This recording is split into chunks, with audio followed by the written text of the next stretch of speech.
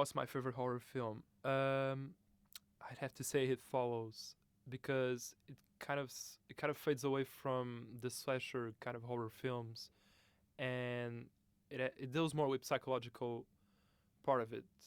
To make sense, and it sort of grips the spectator as well, um, in kind of a mental way as well, and yeah.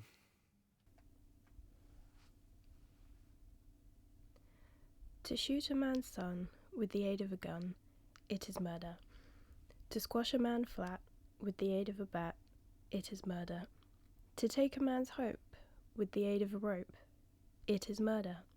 To take a man's life with the aid of a knife, it is murder.